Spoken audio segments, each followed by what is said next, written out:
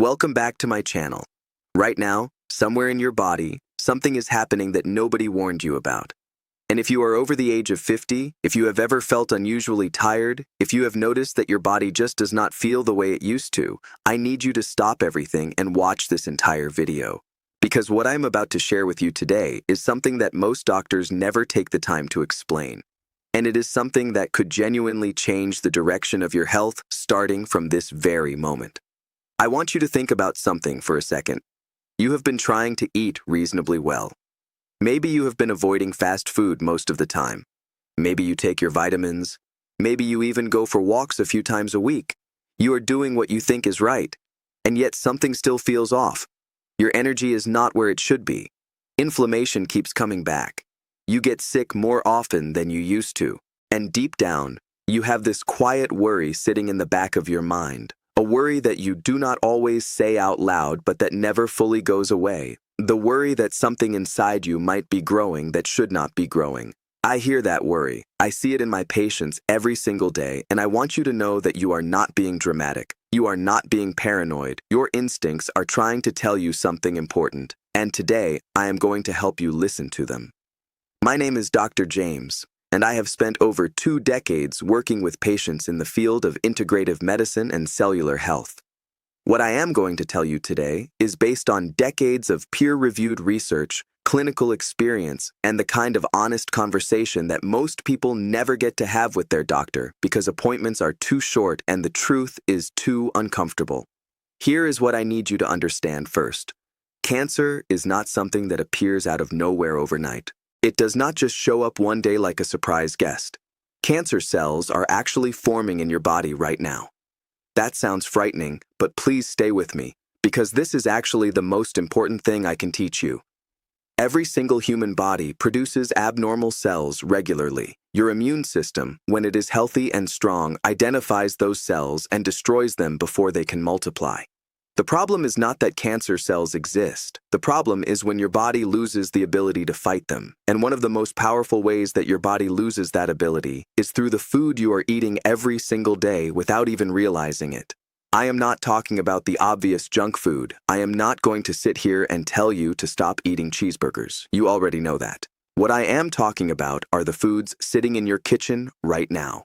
Foods that are marketed as healthy. Foods that your doctor has never told you to avoid. Foods that are quietly, consistently, and systematically feeding cancer cells and weakening your body's natural defenses. And once you see this, you cannot unsee it. Let me explain how this works in a way that makes complete sense without any complicated medical language. Every cell in your body needs fuel to survive. Healthy cells run on a balanced and efficient energy system. They use oxygen, they respond to your immune system, and they follow the rules of normal cell behavior. But cancer cells are different. Cancer cells are essentially broken cells that have stopped following the rules. They multiply uncontrollably. They ignore signals telling them to stop. And here is the key thing you need to know.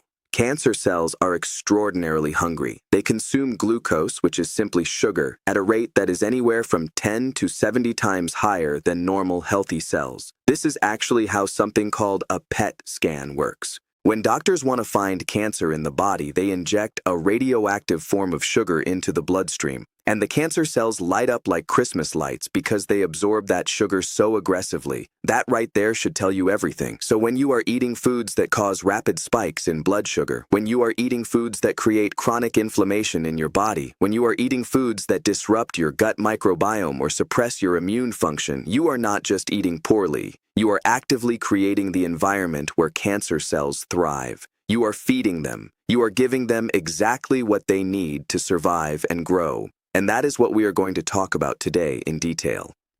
The first category of foods I want to talk about is refined sugar and high fructose corn syrup. Now, I know you have heard that sugar is bad for you, but I do not think most people truly understand just how directly and specifically sugar feeds cancer. When you consume refined sugar, your blood glucose levels spike rapidly. Your pancreas pumps out insulin to manage that spike. And insulin is not just a blood sugar regulator. Insulin is also a powerful growth factor. It tells cells to grow, divide, and multiply.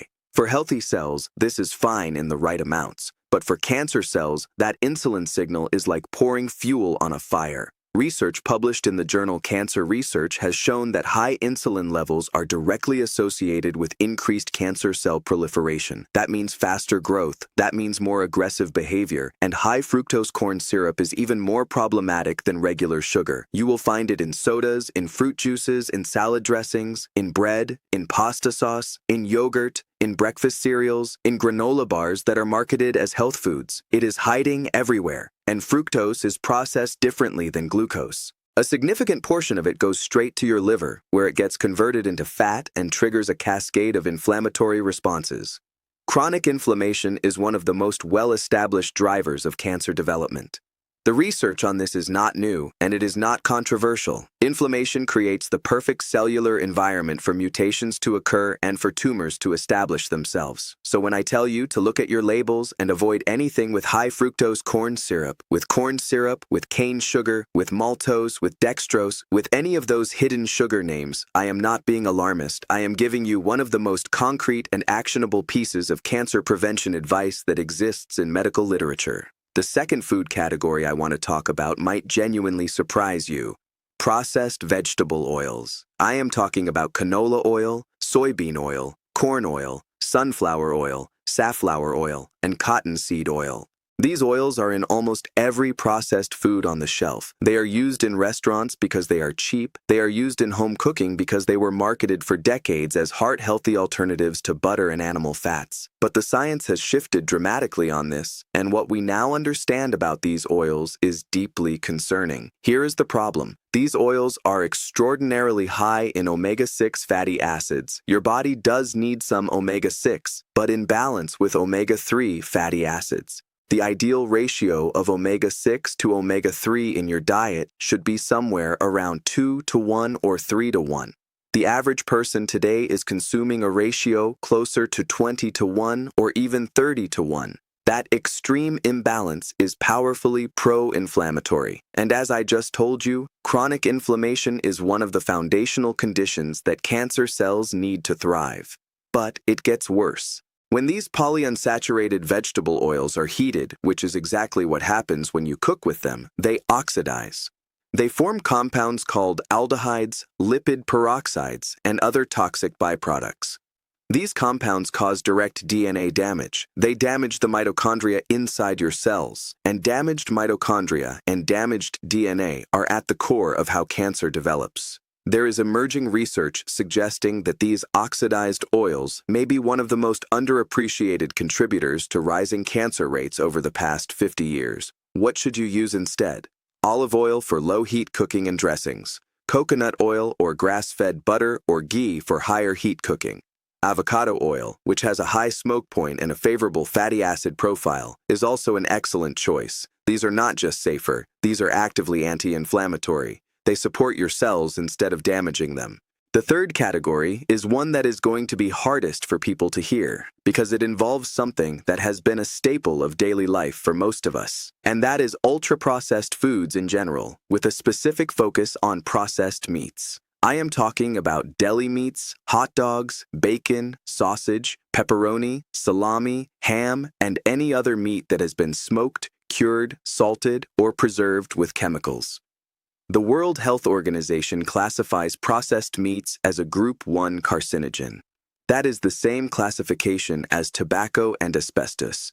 Group 1 means there is sufficient evidence in humans that these products cause cancer, specifically colorectal cancer, but also stomach cancer and potentially others.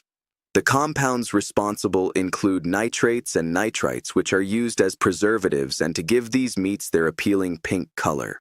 When nitrites combine with amino acids during digestion or during the cooking process, they form nitrosamines. And nitrosamines are among the most potent carcinogens that have been identified in food science. They directly damage DNA in the cells lining your colon and digestive tract. Every time you eat processed meat, you are exposing your gut lining to these compounds. Every time.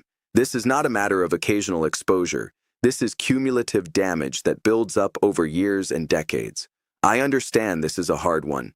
I understand that these foods are convenient and familiar, and they have been part of family meals for generations. I am not asking you to achieve perfection overnight. What I am asking you to do is to see these foods differently, to start making small, consistent changes that add up over time, because your cells are listening to every single choice you make. The fourth thing I want to talk about is alcohol. And I want to be very direct with you here because this is an area where there is a lot of wishful thinking and cherry-picked data floating around. The science on alcohol and cancer is clear, and it has become clearer with every passing year of research.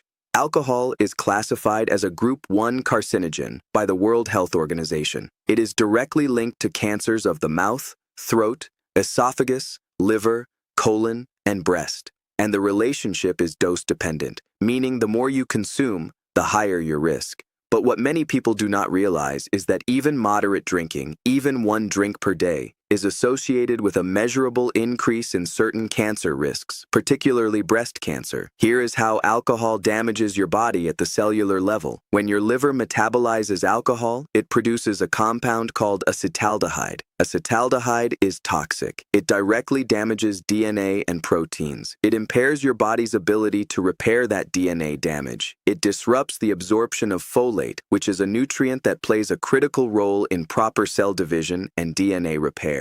It increases levels of estrogen in the body, which feeds hormone-sensitive cancers. And it suppresses your immune system, which, as we discussed, is your primary defense against cancer cells in the first place. I am not here to judge anyone's lifestyle. I am here to give you information that empowers you to make real choices. If you enjoy an occasional drink and you understand the risks, that is your decision to make as an informed adult. But if you are drinking daily or near daily and you have concerns about your health, this is one of the most impactful changes you can make.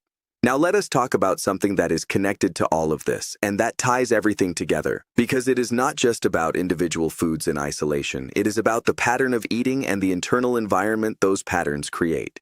When you consistently eat refined sugars, processed oils, processed meats, and drink alcohol, you are doing 3 things simultaneously that create a perfect storm for cancer cells to thrive. You are chronically elevating blood sugar and insulin. You are creating systemic inflammation. And you are suppressing and weakening your immune system. Those 3 conditions together represent what oncologists and integrative health practitioners call a pro-cancer internal environment. And the reverse is also true. When you change what you eat, when you reduce sugar, eliminate processed oils, cut back on processed meats and alcohol, you begin to shift that internal environment. You begin to lower inflammation. You begin to stabilize blood sugar and insulin. You begin to free up your immune system to do the job it was designed to do. So let me now walk you through what you should be eating more of, because I do not just want to take things away from you. I want to give you something powerful in return. The first thing I want you to think about is cruciferous vegetables. I am talking about broccoli, cauliflower, Brussels sprouts, cabbage, kale, and arugula. These vegetables contain a compound called sulforaphane, which is one of the most intensively studied natural anti-cancer compounds in all of nutritional science. Sulforaphane activates a protein in your body called NRF2, which switches on your body's internal antioxidant and detoxification systems. It has been shown in multiple studies to directly kill cancer cells through a process called apoptosis, which is essentially programmed cell death. It does not damage healthy cells. It specifically targets and destroys abnormal ones. It also inhibits the enzymes that cancer cells need to grow and spread. I want you to try to eat at least 1 serving of cruciferous vegetables every single day. Steam them lightly. Do not overcook them because high heat destroys sulforaphane. You can also eat them raw if you enjoy that. Even a handful of raw arugula on top of whatever you are having for lunch is a meaningful daily habit. The second food group I want you to embrace is berries. Blueberries, strawberries, raspberries, and blackberries are loaded with compounds called anthocyanins and ellagic acid. These are powerful antioxidants that neutralize the free radicals that damage DNA. Research published in multiple peer-reviewed journals has demonstrated that these berry compounds inhibit the growth of cancer cells, block the formation of new blood vessels that tumors need to grow, and trigger apoptosis in cancer cells. And they do all of this while being genuinely delicious. A cup of mixed berries in the morning is one of the best investments you can make in your long-term cellular health. Frozen berries are just as effective as fresh ones, so this does not need to be expensive. The third thing I want to encourage is turmeric. Specifically, the active compound in turmeric called curcumin. The anti-cancer properties of curcumin have been studied extensively, and the findings are remarkable. Curcumin interferes with multiple molecular pathways involved in cancer development. It suppresses inflammatory signaling molecules, including something called NF-κB, which is essentially a master switch for inflammation in the body. It has been shown to inhibit cancer cell growth across multiple cancer types, including breast, colon, prostate, and lung. The key thing to know about turmeric is that curcumin is not well absorbed on its own. You need to combine it with black pepper, which contains a compound called piperine that increases curcumin absorption by up to 2,000%. So when you are cooking with turmeric, always add a pinch of black pepper, and doing this with a healthy fat like olive oil or coconut oil increases absorption even further. The fourth thing I want you to start incorporating is green tea. Green tea contains a family of compounds called catechins, and the most powerful of these is called EGCG, or epigallocatechin gallate. EGCG has been shown in laboratory and human studies to inhibit tumor growth, reduce angiogenesis, which is the formation of new blood vessels that feed tumors, and induce apoptosis in cancer cells. 2 to 3 cups of green tea per day is a powerful and simple habit that your body will thank you for. If you do not enjoy the taste, matcha is simply concentrated green tea powder that you can blend into smoothies, and the anti-cancer compounds are even more concentrated in matcha than in brewed green tea. And the fifth thing I want to emphasize is fiber. Specifically, diverse plant-based fiber from vegetables, legumes, whole grains, and fruits. Your gut microbiome, which is the community of trillions of bacteria living in your intestines, plays a profound role in your immune function and in cancer prevention.